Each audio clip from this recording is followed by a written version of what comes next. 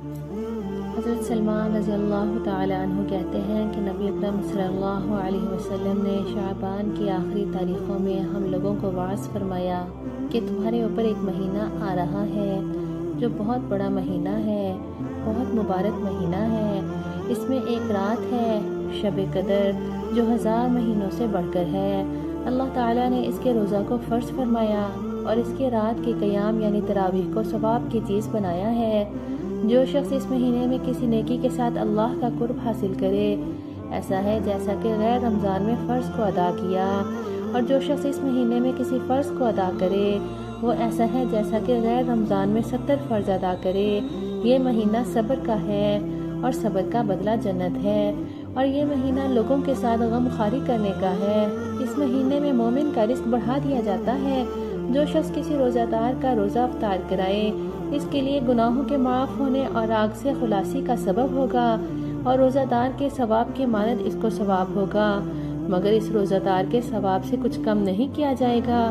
صحابہ کرام رضی اللہ تعالی عنہ نے عرض کیا، یا رسول اللہ، ہم میں سے ہر شخص تو اتنی وسعت نہیں رکھتا کہ روزہ دار کو افطار کرائے۔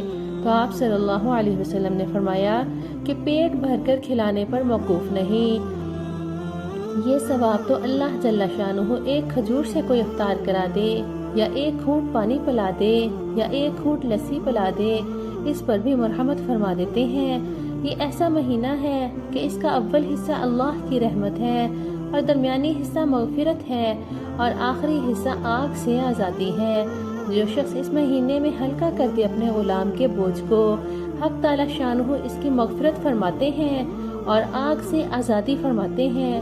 اور 4 چیزوں کی اس میں کثرت رکھا کرو، جن میں سے 2 چیزیں اللہ کی رضا کے واسطے، اور 2 چیزیں ایسی ہیں کہ جن سے تمہیں کوئی سروکار نہیں۔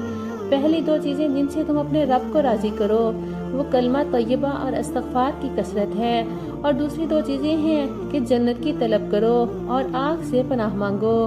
جو شخص کسی روزہ دار کو پانی پلائے، حق تعالی شانہ میرے حوض سے اس کو ایسا پانی پلائیں گے جس کے بعد جنت میں داخل ہونے تک پیاس نہیں لگے گی۔